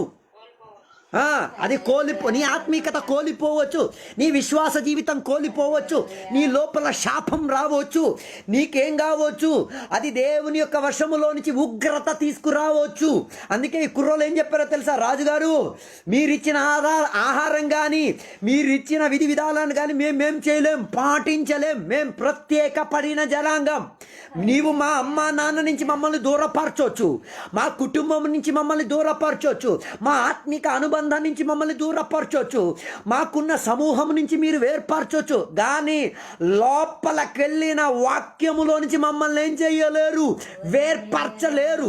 లోపలికెళ్ళిన దేవుని దగ్గర నుంచి మమ్మల్ని వేర్పరచలేరు. లోపల ఉన్న ఆత్మాభిషేకం ద్వారా మమ్మల్ని ఏం చేయలేరు. 8 సంవత్సరాలు ఉన్న పిల్లలు, నేను దేవునికి స్తుతిస్తున్నాను, 8 వయసులోనే వీళ్ళ ఆత్మపూర్ణులై నిండారు. 8 వయసు ఉన్న కుర్రోళ్ళు అన్ని భాషలు మాట్లాడుతున్న వాళ్ళు, 8 వయసులో ఉన్న పిల్లలు ప్రార్థనకు ప్రాముఖ్యత చెందిన వాళ్ళు. హలో, 8 వయసు ఉన్న పిల్లలు బైబుల్లో ఉన్న వ్యవస్థలు తెలుసు. ఓ, ఏం పిల్లలకి అన్నారండి. హలో, ఇప్పుడు మీ పిల్లల విషయం గురించి ఒక్క నిమిషం ఆలోచించండి. ఒక పరిస్థితి కానీ వచ్చింది, మీకు పిల్లల దగ్గర నుంచి విడదీసేసి ఎక్కడికో తీసుకెళ్ళిపోయారు అనుకోండి, నీవు దేవునిని సేవించే విధానంగా మీ పిల్లలు దేవునికి సేవిస్తారా? ఎవరు ఏం చెప్పలేదు. నీవు దేవునికి పలికిన విధానముగా, నీవు దేవుని యొక్క ఆత్మీయతలో నిలబడిన విధానంగా నీ పిల్లలు నిలబడి తీరుతారా? కానీ చంద్రక్, మేషక్, అభ్యంతరగు, దానియేలు ఏం చేశారు? అదే రీతిగా నిలబడ్డారు. అందుకే వారి జీవితంలో వచ్చిన శోధన మీరు చూడండి. ఒకటి, ఆహారం సంబంధించిన శోధన. హలో, ఆహార విషయంలో వారిని ఏం చేశారు? ఆహార పిల్లల విషయంలో ఏం చేశారు? వారిని బంధించడానికి సాతాను ప్రయత్నించాడు. వారి ఆత్మీయతను చంపడానికి చూచారు, కానీ పిల్లలు ఏం చేయలే, వదలలే. రెండోదిగా వారిని ఏం చేశారో తెలుసా? ఎన్నో రీతిగా చిత్రహింసలు పెట్టారు, కానీ వారేం చేయలే, నేర్చుకున్న ఉపదేశాన్ని విడిచి వారేం చేయలే, వదలలే. అందుకే నేను చెప్పొచ్చిన మాట, యోనాతానుకున్న ప్రత్యేకత ఏంటో తెలుసా? తన నాన్న తన కుటుంబం పెంచిన విధానాన్ని పెరుగుతూ నాన్న ఏ రీతిగా శత్రువుని గెలిచాడో అదే రీతిగా కుమారుడు కూడా ఏం చేశాడు? ఫిలిష్తీయుల వ్యతిరేకానికి వెళ్ళి యుద్ధం చేసి తనకు చెందిన ఆత్మీయత ద్వారా, తనకు నేర్పించిన పాఠాల ద్వారా ఏం చేసుకున్నాడు? గెలుపు సాధించుకొనే వచ్చాడు, ఓడిపోయి రాలే. అంటే నాన్న శత్రువులు కొడుకు శత్రువులన్న అనుకున్నాడు, ఆయన ఏం చేసుకున్నాడు? నిశ్చయించుకున్నాడు. నాన్న శత్రువులు ఎవరు? ఫిలిష్తీయులు. అదే శత్రువులు ఎవరు శత్రువులని కూడా ఇందేసుకున్నాడు. యోనాతాను శత్రువులని తెలుసుకొని ఏం చేశాడు? యుద్ధం చేయడానికి. మిగతా వాళ్ళు ఎవరు లేరా? ఆయన సైన్యంలో వేరే ఎవరు లేరా? ఉన్నారు, కానీ వారికి 10 ఇవ్వలే. అదే ఎవరికున్న శ్రేష్టత? యోనాతానుకున్న గొప్పతనం, శ్రేష్టత. ఆయన ఏం చేసుకున్నాడో తెలుసా? నాన్నతో ఒకే రీతిగా గెలుచుకుంటూ వచ్చాడు. ఇక మనం చూద్దాం, దాని 13వ అధ్యాయంలోకి రండి. దాని 22వ వచనానికి వచ్చినప్పుడు చూచిన మాట, చివరి మాట. కాబట్టి యుద్ధ దినములందు వద్దను జనులలో ఒక్కని చేతిలో నేను కత్తి గాని ఇట్టయే గాని లేకపోయాను. సౌలునకు అతని కుమారుడైన యోనాదునకును మాత్రము అవి ఉంటాను. హలో, ఇశ్రాయేల్ దేశములో మిగతా వాళ్ళు ఎవరికి కత్తులు ఉండేవి కాదు. ఎవరి చేతిలో కత్తులు ఉన్నాయి? రాజు దగ్గర కాదు, సౌలు దగ్గర, తన కొడుకు దగ్గర మాత్రమే. వాక్యం చదువుతున్నది, ఏం చదువుతున్నాను అర్థం కావట్లేదు. చూడండి, అక్కడ యోనాతాను సౌలు దగ్గర ఏముంది? కత్తులు ఉన్నాయి, యుద్ధాస్త్రాలు ఉన్నాయి. మిగతా వాళ్ళు ఒక్కళ్ళ దగ్గర లేదు. హలో, నాకు అర్థం కావట్లే. మిగతా వాళ్ళు ఎలా యుద్ధానికి వెళ్ళి ఉంటారు కత్తులు లేకుండా? యోనాతాను యుద్ధానికి వెళ్ళడానికి కారణం ఏంటి? తన చేతిలో ఏముంది? ఆయుధం ఉంది. అందుకే దాని 19వ వచనం చదివితే చూడొచ్చు. 19వ వచనం నుంచి కిందకి చదివితే చూడొచ్చు. ఇశ్రాయేల్ దేశములో కత్తులు తయారు చేసేవాళ్ళు లేరు, కత్తులను దాడి చేసేవాళ్ళు లేరు. ఎక్కడికి వెళ్ళి దాడి చేయాలి? ఫిలిష్తీయుల దగ్గరికి వెళ్ళి దాడి చేసేటట్టుగా ఉండేది. చూడండి, హలో, యుద్ధం చేయడానికి ఉన్న ఉపకరణాలు ఎవరి దగ్గర లేదు. ఇశ్రాయేలీయుల చేతిలో లేదు. ఇశ్రాయేలీయుల చేతిలో ఉన్నాయంటే ఎవరెవరి చేతిలో ఉన్నాయి? నమ్మకంతో యుద్ధం చేసుకోగలిగిన ఇద్దరు చేతిలోనే ఉన్నాయి. ఒకటి నాన్న దగ్గర, రెండోది కొడుకు దగ్గరే. హలో, అంత పదవిని దొరికినప్పుడు యోనాతాను ఏం చేశాడు? ఆ పదవిని ఉపయోగించుకుంటూ వచ్చాడు. హలో, మిగతా వాళ్ళు ఎవ్వరి చేతిలో ఏం లేదు, యుద్ధోపకరణాలు లేవు, యుద్ధం చేయడానికి ఉన్న వస్తువులు లేవు. నేను అనుకున్నాను మిగతా వాళ్ళందరూ కర్రలు పట్టుకొని వెళ్ళుంటారు యుద్ధానికి.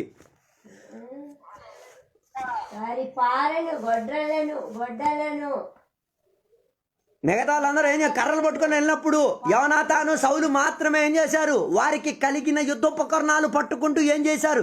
యుద్ధం చేయడానికి వెళ్ళారు. హలో, ఈ కాలంలో ఉన్న దేవుని యొక్క బిడ్డల చేతిలో ఏముండాలి? యుద్ధోపకరణాలు ఉండి తీరాలి.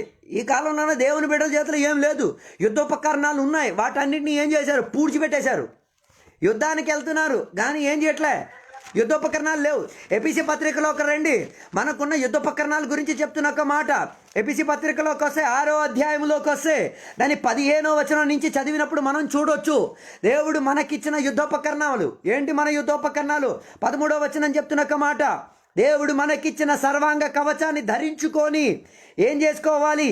మనం యుద్ధములోకి బయలుదేరాలి. 14వ వచనం. హలో, మా యుద్ధోపకరణాల్లో నంబర్ 1 ఏముండాలి? నడుముకి సత్యం. హలో, ఎక్కడ సత్యం ఉండాలి? నడుముకి సత్యం ఉండాలి. నడుము అన్న పార్ట్ శరీరంలో కేంద్ర స్థానం. నడుము ఇటు కాళ్ళకి అటు పైకి తల వరకు ఏముంటది? కలిపే జాయింటే ఏంటిది? నడుము. నడుములో ఏముండి తీరాలి? సత్యం ఉండి తీరాలి. హలో, యుద్ధానికి బయలుదేరుతున్న దేవుని బిడ్డ, ఏం నీలో ఉండాలి? నీ నడుములో నుంచి సత్యం బయలుదేరాలి. సత్యం సత్యం. మాటికి మాటికి అబద్ధాలు చెప్పే పరిస్థితి తెచ్చుకోకూడదు. కొందరు దేవుని బిడ్డలకి సిగ్గు లేదు, అబద్ధం చెప్పడానికి సిగ్గే లేదు. చెప్పేది నేను క్రైస్తవునండి, నేను దేవుని బిడ్డనండి. మరి నిజమేది? హలో, మీరందరూ నడుము గురించి బాగా తెలుసు. హలో, అందరూ వస్త్రాలు ధరించినప్పుడు నడువులో కదా ధరించుకునేది. నడువులో ఉన్న వస్త్రం టైట్ లేకపోతే ఏమైపోద్ది? ఆడవాళ్ళైనా మగవాళ్ళైనా నడుముకు బలం ఉంటాము. హలో, నీ నడువులో ధరించిన వస్త్రం కానీ టైట్గా లేకపోతే ఏమైపోద్ది? బలం ఉంటావు. బలం సంగతి తర్వాత పెట్టండి, నువ్వు దిగంబరుడిగా ఉంటావు. అలాగైతే దేవుని బిడ్డ ఒక్క అబద్ధం చెప్తే నీవేమైపోతున్నావు? ఎస్తారు చెప్పమ్మా, పర్లేదు, అలా మెల్లి చెప్తే అవ్వదు, గట్టి చెప్పాలి. ఒక్క అబద్ధం చెప్పినప్పుడు నీవేం చేస్తున్నావు? ఇప్పుడు చెప్పండి, మగవాళ్ళు కానీ ఆడవాళ్ళు కానీ దిగంబరుగా ఉంటే ఏగలు వచ్చినట్టుగా మనుషులు రారు. ఫ్రీజ్లో రావట్లే ఎవరికి?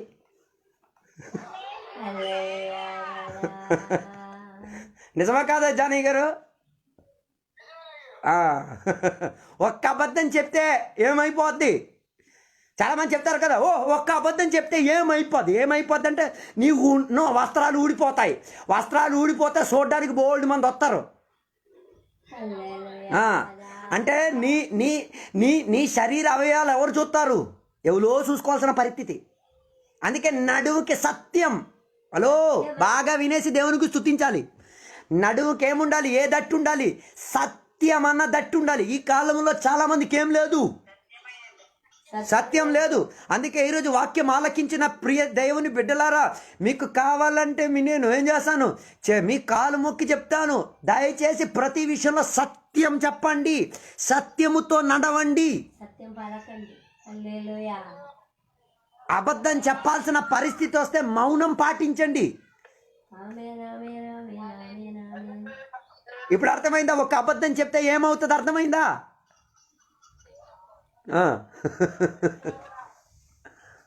ప్రైజ్ లార్డ్ చెప్పలే. ఈ రోజు నుంచి బాగా నీ మనసులో ప్రింట్ అయిపోవాలి. నువ్వు యుద్ధం చేయడానికి బయలుదేరినోడివి. యుద్ధానికి వెళ్ళినోడు అబద్ధం చెప్పాడు అనుకో, ఎవరు ఓడిపోతారు? నీ గుంపే ఓడిపోద్ది. ఈ కాలంలో ఉన్న గుంపులు ఓడిపోవడానికి ఉన్న కారణం ఏంటి? ఒక్కడు అబద్ధం చెప్తే చాలు. సంఘంలో ఒక్కడు అబద్ధం చెప్తే సంఘం మొత్తం ఏమైపోద్ది? అబద్ధం సంగతి కాదు, వదలండి అయ్య గారు, ఓడిపోతారు.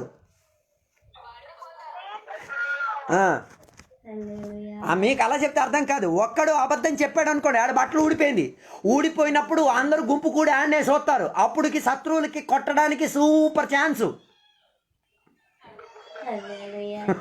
అర్థమైందా? అందుకే దేవుని బిడ్డలు, దేవుని యొక్క సేవకులు, ఆత్మీకులు, అభిషక్తులు ఏం చేయకూడదు? అబద్ధం ఆడకూడదు, అబద్ధముతో చెయ్య కలపకూడదు. నిజము, నిజాయితీ మనకు ఉండాలి. ఒకవేళ నీవు నిజం పలకలేకపోతున్నావా, దేవునికి చెప్పు, దేవా నిజం పలకాల్సిన చోట్ల, అబద్ధం పలకాల్సిన చోట్ల నా నోరుని తాళం వేసేయండి. నా నోరుకి కావాలంటే కడియం వేసేయండి. పశువులకి అందరూ మీరు కడియం వేస్తారు కదా, కడియమేనా? పొలం దున్నేటప్పుడు వేసేది నోటికి. ఎందుకు? చెక్కం ఏదో ఓకే, మీకు అర్థమైతే చాలు. ఎందుకు? నీవు నాటినది ఏం చేయకూడదు పశువు అంటే దాని చేత ఏం చేస్తున్నారు? దాని నోరుని ముయించేస్తున్నావు. దేవునికి మనం కూడా చెప్పాలి, దేవా నీవు నా నోరుని ఏం చెయ్యము దేవా. కొందరు నోరే అన్నిటికీ ప్రాబ్లము. కొందరు నోరు అబద్ధం చెప్పడానికి ఎంత డ్యాన్స్ చేస్తుందో. కొందరికి ఫోన్ చేసి అడుగుతాం, ఏ నాన్న ఎక్కడున్నావంటే, నేనా పార్వతీపురం దగ్గరలో ఉన్నానా. ఈడు ఉంటాడు ఎక్కడో తెలుసా, వాళ్ళ ఇంటి దగ్గర ఉంటాడు.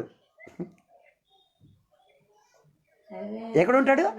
వాళ్ళ ఇంటి దగ్గర ఉంటాడు. ఎక్కడున్నావు నాన్న అంటే పార్వతీపురం దగ్గర ఉన్నాను. పోనీ నిజం చెప్పేటాడు కొంతైనా నిజం చెప్పచ్చు కదా. ఈయన పార్వతీపురం దగ్గర ఉన్నారా? వీళ్ళింటికి పార్వతీపురానికి 40 కిలోమీటర్ దూరం.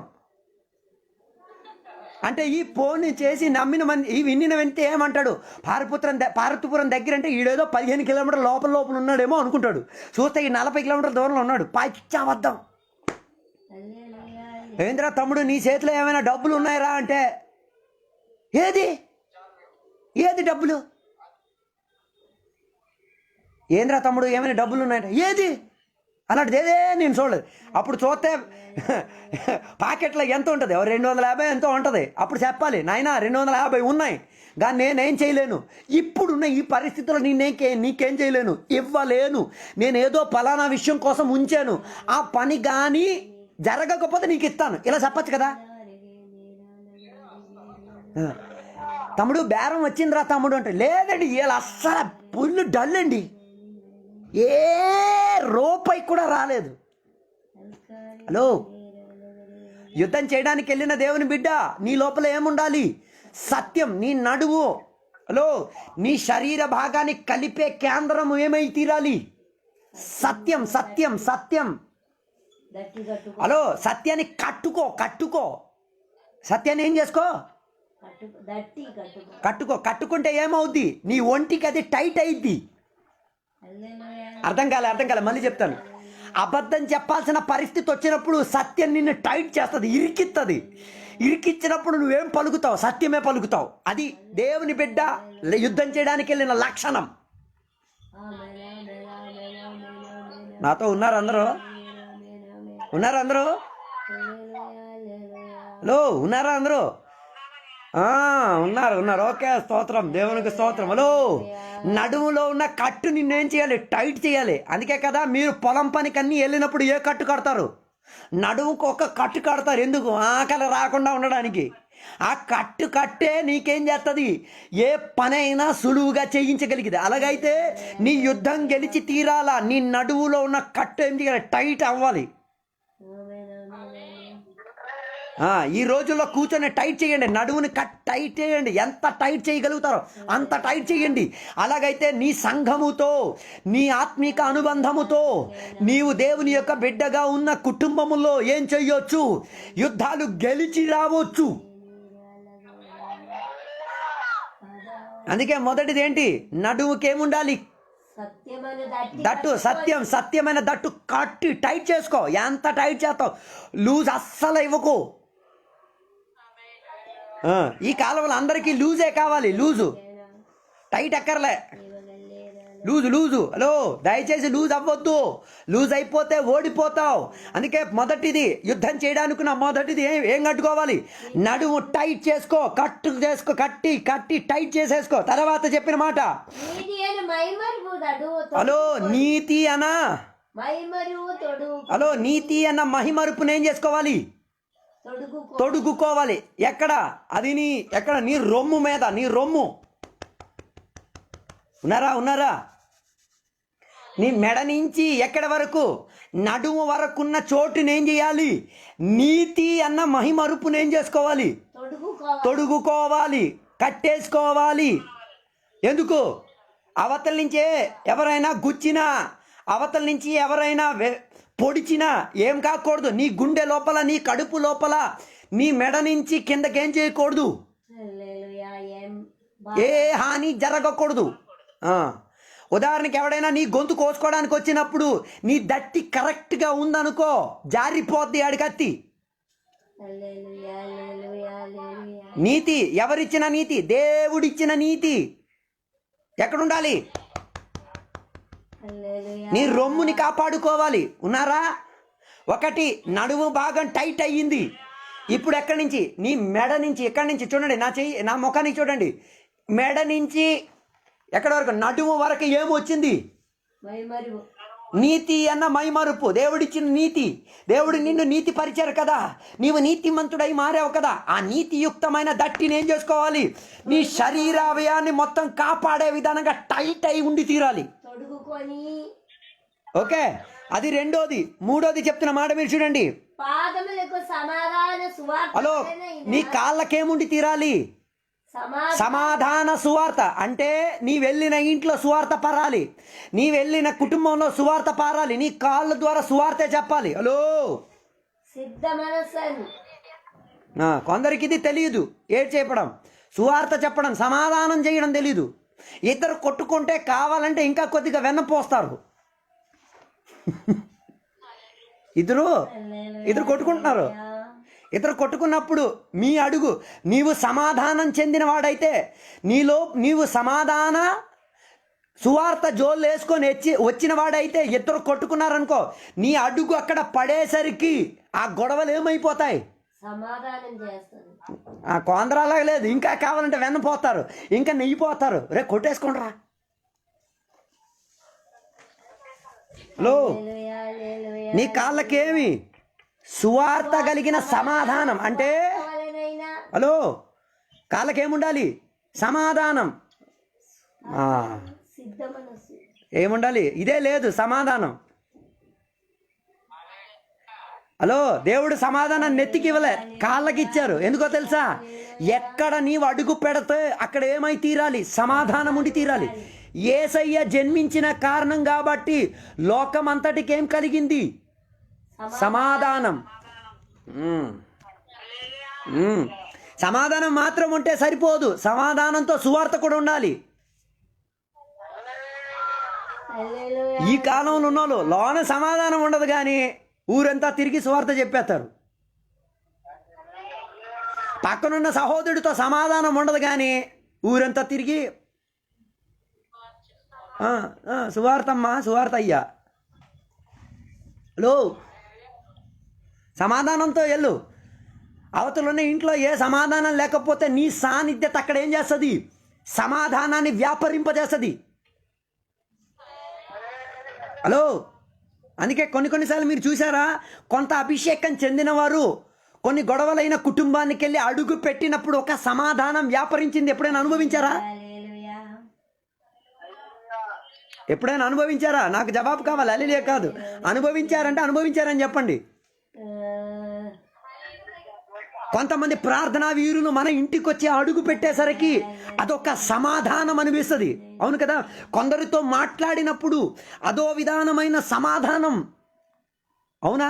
కొందరు వాక్య పరిచర్య విన్నప్పుడు, కొందరు ప్రార్థన విన్నప్పుడు, కొందరు మాట్లాడుచున్నప్పుడు, అవును కదా, కొన్ని సమాధానం వ్యాపరించేది కనిపించవచ్చు. హలో, అది దేవుని యొక్క బిడ్డ, యుద్ధం చేసిన దేవుని బిడ్డలో ఉండాలి.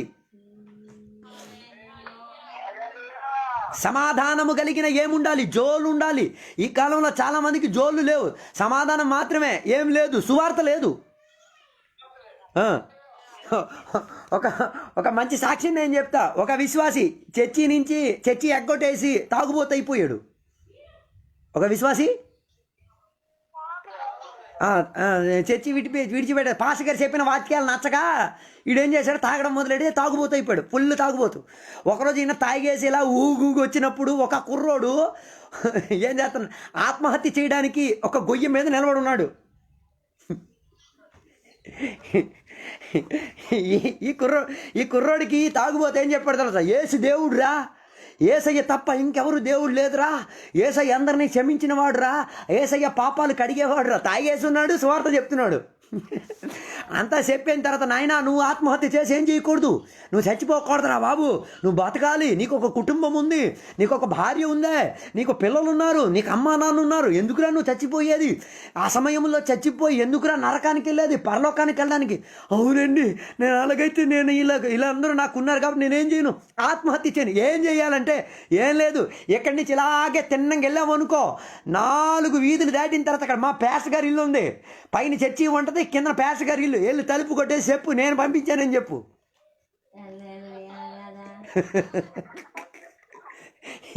ఈ కుర్రోడు ఆత్మహత్యలో నుంచి బతికాను కదా అన్న పౌరుషంతో పరిగెట్టి వెళ్ళి చర్చి గారి పాస గారి ఇంటికి వెళ్ళి తలుపు కొట్టారు. ఆయన చెప్పినట్టుగా 4 వీధులు దాటిన తర్వాత పాస గారి ఇల్లు, పైన చర్చి కింద పాస గారి ఇల్లు, వెళ్ళి తలుపు కొట్టి, అయ్యగారు ఏమైంది?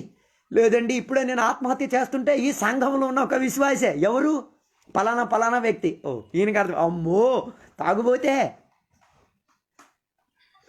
హల్లెలూయా, హల్లెలూయా. ఆ మనిషి రక్షణ పొంది మారు మనసుకు పొంది దేవునిలోకి వచ్చారు. నేను చెప్పొచ్చినాక సమాధానకరంగానే చేశాడు, కానీ సువార్త కరెక్ట్గా చెప్పాడు, కానీ లోన్ ఏం లేదు, సమాధానం లేదు, సువార్త కూడా లేదు. కానీ తాగిన మైకంలో కూడా సువార్త చెప్పాడు, సమాధానం పరిచాడు. ఇలాగే ఈ కాలంలో చాలామంది హల్లెలూయా, నాతో ఉన్నారో లేదా? అందరూ నన్ను కోపంగా చూస్తున్నారు. హలో, నీ కాళ్ళకు జోలు ఏమై ఉండి తెలాలి? సువార్త రప్పించిన సమాధానం కల్పించే విధానం. హలో, అందుకే అందరికీ సమాధాన విషయం గురించి చెప్పండి. సిద్ధ మనస్సు అని హలో, సువార్త చెప్పండి. వారు ఏదైనా విషయంలో దిగులు పడి ఉన్నారంటే నీ మాటలు సమాధానాన్ని ఇవ్వాలి, నీ నడక సమాధానాన్ని ఇవ్వాలి. అది మూడోది. తర్వాత 4, ఇవన్నీ కాగా విశ్వాసమైన డాలు. హలో, ఏం పట్టుకోవాలి? విశ్వాసం అన్న డాలు.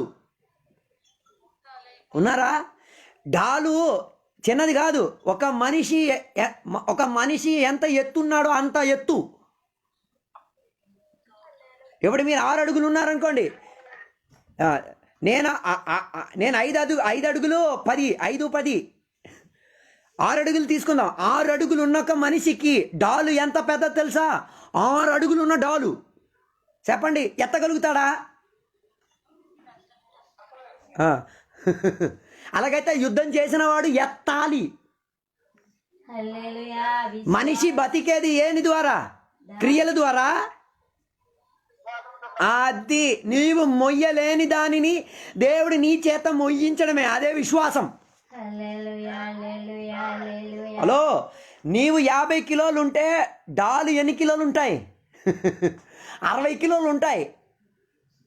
ప్రైజ్ లార్డ్ ఎక్కడే చెప్పాలా? అంటే దేవుని యొక్క భక్తులు బతికేది ఎలాగా? విశ్వాసం ద్వారా. అబ్రహాం విశ్వాసం ద్వారా బతికాడు, నాహా విశ్వాసం ద్వారా బతికాడు. దేవుని యొక్క భక్తులు ఎంతోమంది, ఎబ్రి పత్రికలో ఉన్న వాళ్ళందరూ ఎలా బతికారు? విశ్వాసం ద్వారా బతికారు. నీవు కూడా విశ్వాసం ద్వారానే బతికేది. హల్లెలూయా, హల్లెలూయా, ఎవరు చెప్పలే. హల్లెలూయా, హల్లెలూయా. కొందరి విశ్వాసం యొక్క బరువు తగ్గిపోతున్నది రోజుకి రోజుకి. రక్షణ పొందినప్పుడు ఫుల్ విశ్వాసం, ఇప్పుడు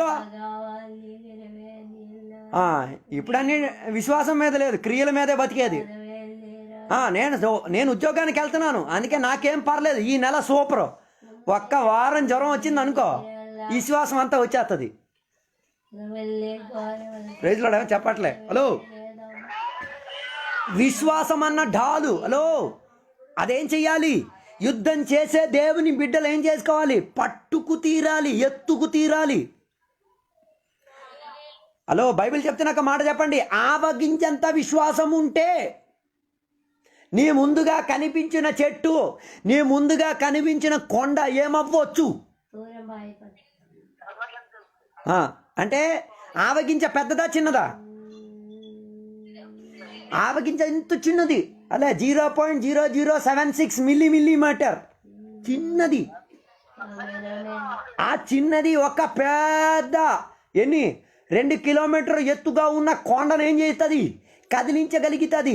1500 క్వింటల్ ఉన్న చెట్టుని ఏం చేస్తుంది?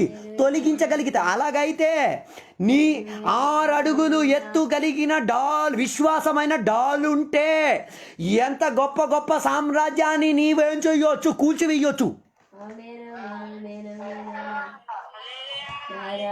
ఎవరు నాతో ఉన్నారో లేదో నాకు తెలియట్లేదు. మధ్య మధ్యలో కొద్దిగా గట్టిగా లేలే చెప్పండి. హలో, నీ విశ్వాసం ఏం చెయ్యాలి? నీ బరువు కన్నా డబల్ అయి తీరాలి. నీవు 60 కిలోలు ఉంటే నీ విశ్వాసం సుమారు 70 కిలో ఉండాలి. అందుకే యేసయ్య దగ్గరికి వచ్చి ఒక వేదరాలు చెప్పినాడు కదా, దేవా నా విశ్వాసాన్ని కాస్త ఏం చెయ్యండి? పెంచండి. ఈరోజు యేసయ్య కూడా కోరేది, నీవు యుద్ధం గెలవాలా, నీ విశ్వాసం పెరిగి తీరాలి. అవతల ఉన్న శత్రు సమూహాన్ని చూసుకొని నువ్వు భయపడ్డం కాదు, విశ్వాసం అన్న డాలెట్టేసుకో. ఏ గోలియాత్ కాదు కానీ, ఏ సాతాను కాదు కానీ, ఎవ్వరు వచ్చినా నీవేం చెయ్యొచ్చు? గెలుపు సాధించి తీరొచ్చు. ఓకేనా?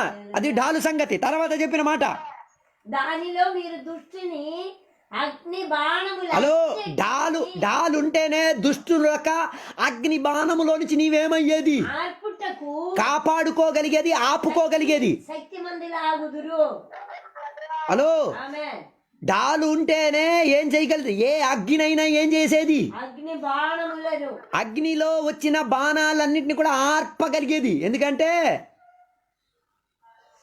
హల్లెలూయా 70 కిలోలు ఉన్నది కాబట్టి ఎంత అగ్గి వచ్చినా అదేం చేసేస్తుంది? ఆర్పేస్తుంది. కొందరు అలాగలేదు, అగ్గి వస్తే ఇంకా అగ్గి ముట్టిస్తారు. ఓకే, మన విషయం అది కాదు, వదిలేయండి, మనకి అది అక్కర్లేదు. తర్వాత మరియు రక్షణ అను శిరస్సు హలో, తలకేముండాలి? రక్షణ అన్న శిరస్రాణం. హలో, హెల్మెట్ హెల్మెట్ ఏమి ఈ కాలంలో చాలా మంది ఉన్నారు బైక్ తోలుతారు హెల్మెట్ లేకుండా. హల్లెలూయా. ఆడవాళ్ళ ప్రైజ్లో చెప్పు. హలో, బైక్ ఉన్న ఆడవాళ్ళు కానీ ఇంట్లో ఉంటే ఇంటి దగ్గర 2 హెల్మెట్లు కొనుక్కోండి. ఇంటి దగ్గర 2 హెల్మెట్లు కొనుక్కో, లేకపోతే 3,000 రూపాయలు ఫైన్ కట్టాల్సి వస్తుంది. కొత్త రూల్ వచ్చింది, వదలండి, అది మన విషయం కాదు. యుద్ధానికి వెళ్ళిన మనిషి తల మీద ఏముండాలి? రక్షణ అన్న శిరస్రాణం. హలో, అంటే దాని అర్థం ఏంటి? నీవు రక్షణ పొందిన బిడ్డవని నీ తల చూస్తే తెలిసిపోవాలి. కొందరు తల నిండు పువ్వులే, చూసినప్పుడు అర్థమైపోతుంది ఇది రక్షణ పొందిన బిడ్డే. కొందరు కటింగ్ చూస్తేనే అర్థమైపోతుంది ఇది రక్షణ పొందిన బిడ్డే. హలో, ఓకే, నేను గాయపరచలే, వదిలేస్తున్నాను. హలో, రక్షణ పొందిన వాడైతే 10 లక్షల మంది గుంపులో కనిపిస్తాడు. ఎందుకో? తల మీద ఏముంది? రక్షణ శిరస్నానం, హెల్మెట్. హలో, రక్షణ పొందిన బిడ్డ ఏం చేసుకో? నీ తలని కాపాడుకో. ప్రైజ్ లార్డ్ ఎవరు చెప్పట్లే, అందరూ సైలెంట్. రక్షణ అన్న శిరస్నానం ఏం చెయ్యాలి? తల మీద ఎట్టుకు తీరాలి. రక్షణ పొందిన వాడే ఏం చేయగలిగేది? రక్షణ అన్న శిరస్నానాన్ని వేసుకొని తిరగగలిగేది. రక్షణ పొందిన బిడ్డ రక్షణకు తగ్గట్టుగానే జీవిస్తాడు, నడుస్తాడు, ఆచరిస్తాడు, వస్త్రం ధరిస్తాడు, మాట్లాడుతాడు, ఊపిరి పీరుస్తాడు, ఊపిరి వదులుతాడు. రక్షణ శిరస్నానము వేసుకున్న బిడ్డ, రక్షణ అనుభవించిన బిడ్డ ఊపిరి కూడా ఏమిస్తాడు? అందుకే మనం సిగరెట్ తాగట్లే. ఎందుకో? మేము రక్షణ పొందిన బిడ్డ కాబట్టి ఒంటిలో నుంచి గాలి వదులుతాం తప్ప పొగ వదలం. మేము రక్షణ పొందిన బిడ్డ కాబట్టి ఏం చేసుకున్నాం? అలా దీన్ని ఏమంటారు? నోట్లో పెట్టినది కోయిని కాదు,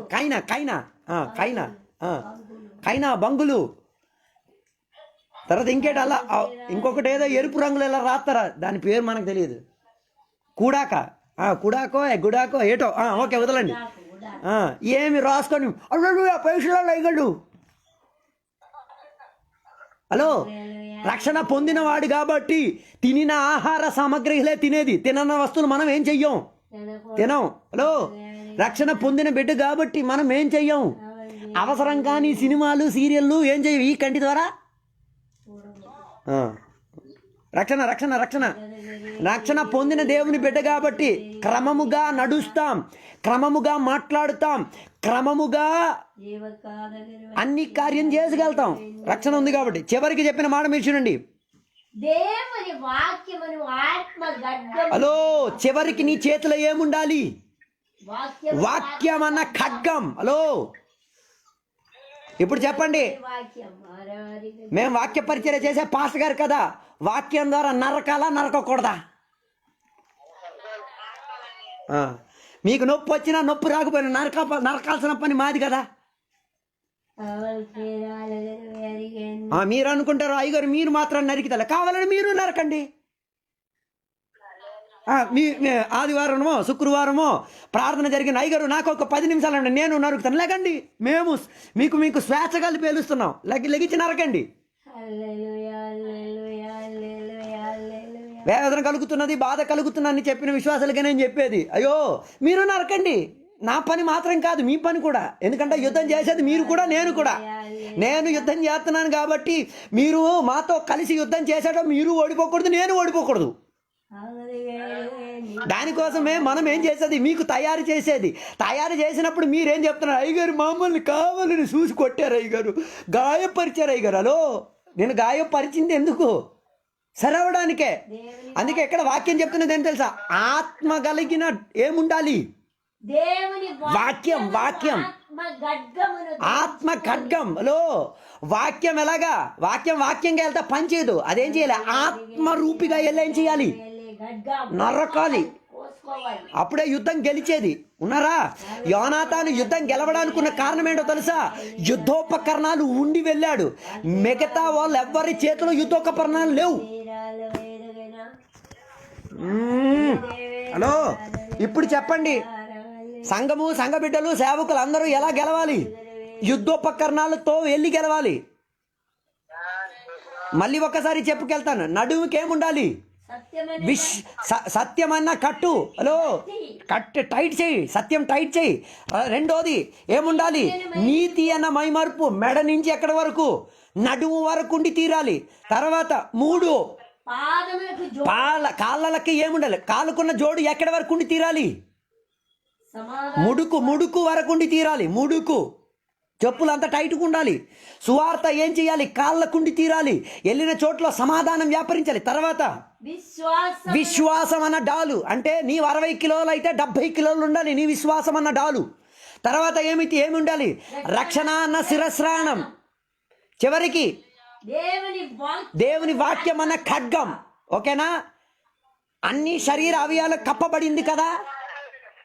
యుద్ధానికి వెళ్ళిన మనిషి యొక్క అన్ని అవయాలు కప్పబడిందా లేదా?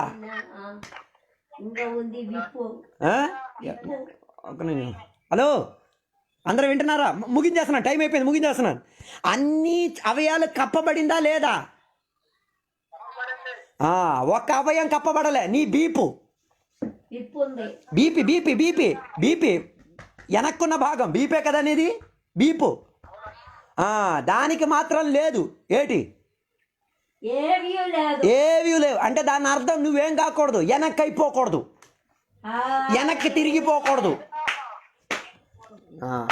ఇక్కడే ఎవ్వరు ఏం పలకట్లే. అంటే యుద్ధానికి వెళ్ళిన నీవు వెనక్కి పరిగెట్టావు అనుకో, సస్తావా బతుకుతావా?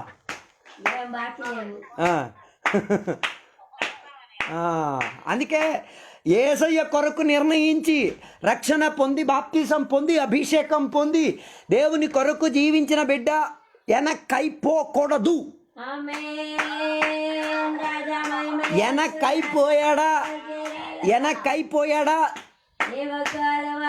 వెనక్కైపోయాడా యుద్ధం ఓడిపోతే. అందుకే కొందరు సంఘం విడిచిపెట్టి వెళ్ళడానికి చాలా మందికి ఈ కాలంలో ఇష్టం పుడుతుంది. చాలా మందికి రక్షణ పొంది, మారు మనసు పొంది, అభిషేకం పొందిన సంఘములో నుంచి విడిచి వేరే సంఘాలకి వెళ్ళడానికి మనసు ఏమవుతున్నది, లాగుతున్నది. అలాగ కానీ వెళ్ళడానికి మనసు చూపించిందా? అలాగైతే నీ వెళ్ళిన సంఘా నుంచి నీవేం చేస్తున్నావు, బీపు చూపించుకొని వెళ్తున్నావు. ఓడిపోవడానికి ఇంకేం అక్కర్లే. అందుకే నా మాటలు నేను ముగించేస్తున్నాను.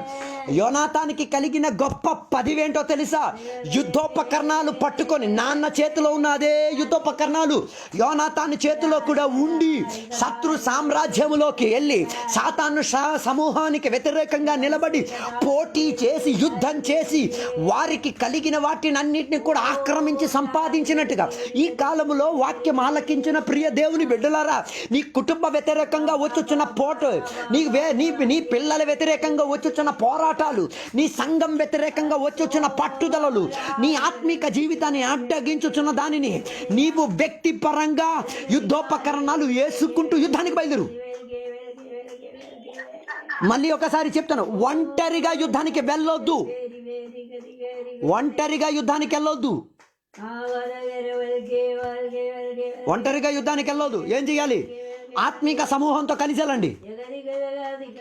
అందుకే బైబిల్ చెప్తున్న ఒక చివరి మాట చెప్పి ముగించేస్తాను. యుద్ధం ఎవరిది? నీది కాకూడదు. యుద్ధం నువ్వు చేసుకోకూడదు. ఎవరు చేయాలి? యెహోవా చేసుకోవాలి. యెహోవా చేసుకోవాలంటే యెహోవా బిడ్డల ఐక్యత చెందాలి. అప్పుడే యెహోవా చేసుకుని. ఈ కాలంలో యుద్ధం ఎవరి కారి వ్యక్తిపరంగా చేస్తున్నారు. దెబ్బలు కాసుకొని వచ్చి అయ్యగారు ప్రార్థన చేయండి, దెబ్బలు తగిలింది. అయ్యగారు మంచి అయ్యగారు కాబట్టి తిరిగి అడగట్లే, ఏందమ్మా ఒంటరిగా యుద్ధం చేయడానికి వెళ్ళావా? మంచి అయ్యగారు కాబట్టి అడగట్లేదు. హలో, ఒంటరిగా యుద్ధం చెయ్యదు, యుద్ధం యెహోవాదే. గెలుపు తెచ్చుకోవాల్సిన బాధ్యత దేవునిదే. యోనాతాను యుద్ధం గెలవడానికున్న కారణం ఏంటి? ఆయనకి మాత్రమే అస్త్రం ఉంది. ఆ అస్త్రం ఉన్న ఆయన తన గుంపుని కాపాడుకుంటూ యుద్ధం చేసుకుంటూ గెలిచి వచ్చి తీరాడు. అందుకే ఈరోజు రాత్రి వేళ ఒక నిర్ణయం తీసుకుందాం, దేవునికి చెప్దాం, దేవా నా కుటుంబ వ్యతిరేకంగా వచ్చుచున్న యుద్ధాలు, నా ఆత్మిక జీవితం వ్యతిరేక పోరాడుచున్న సాతాను శక్తులను, నా పిల్లల వ్యతిరేకంగా పనిచేస్తున్న ప్రతి అంధకార శక్తుల పైన దేవా సంఘముగా గెలిచి తీరుతాం, ఆత్మికల సమూహంతో గెలిచి తీరుతాం. ఏ దేనిని కూడా నా సరిహద్దు లోపలికి రానివ్వను. ఆ నిర్ణయం ఈరోజు రాత్రి వేళ తీసుకోండి. కళ్ళు మూసుకుందాం, ప్రార్థన చేసుకుందాం. అందరూ బైబిల్ మూసుకోండి, ఒక్క నిమిషం కళ్ళు మూసుకుందాం, ప్రార్థన చేసి ముగించేసుకుందాం. ఈ రోజు దేవునికి చెప్తాం, దేవా ఈ రోజు వాక్యములో నుంచి వినగలిగాం యోనాతాను గురించి.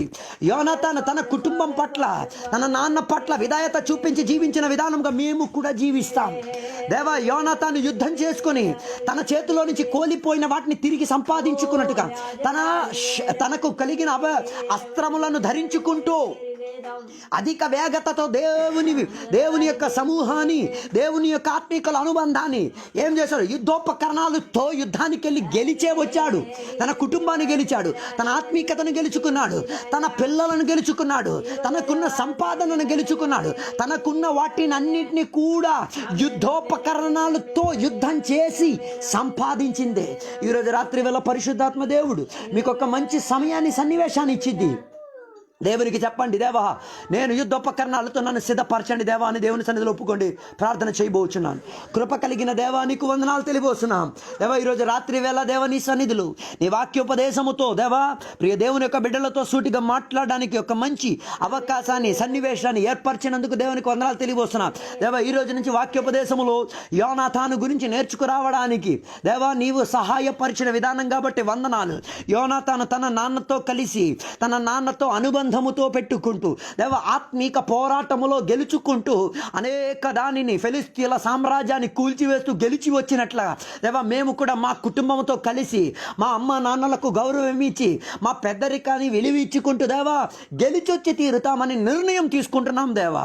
రెండోదిగా యోనాతాను గురించి చూచుకున్నది, తనకు కలిగిన సర్వాంగ కవచములను ధరించుకుంటూ ఆత్మిక పోరాటములో గెలిచి తీరినట్టుగా తన ప్రజలకు గెలుపులోకి నడిపించిన విధానము చూపించినట్టుగా మేము కూడా ఈ కాలములో మా సంఘముగా, మా కుటుంబముగా, మా పిల్లలతో సహా, మా ఆత్మీక స్వజనులతో సహా, మా ఆత్మీక కుటుంబముతో సహా దేవుని యొక్క పిల్లలుగా యుద్ధం చేసి ఆత్మీక అనుబంధంలో గెలిచి తీరుతామని నిర్ణయం తీసుకుంటున్నాం దేవా. ఓడిపోయిన చోట్లలో గెలిచే దేవుని యొక్క బిడ్డలను లేపినందుకు వందనాలు. ఇంతసేపు వాక్యోపదేశం ద్వారా మా అందరితో సూటిగా దేవా హృదయాత్మకంగా మాతో మాట్లాడినందుకు వందనాలు. దీవెనలతో నింపినందుకు వందనాలు. పరిశుద్ధాత్మ ద్వారా మా అందరికీ హెచ్చరిక రప్పించినందుకు వందనాలు. దీవెనలతో నింపినందుకు వందనాలు. యేసు నామములో అడిగి వేడుకున్న పరమ తండ్రి, ఆమేన్. తండ్రి యొక్క కుమార యొక్క పరిశుద్ధాత్మక సహవాసం ఇప్పుడు ఎల్లప్పుడు ఈ వాక్యం ఆలకించిన సకల బిడ్డలతో దేవాని రెండో రాకడ వరకు తోడయుందునుగాక. ఆమేన్. అందరికీ వందనాలు.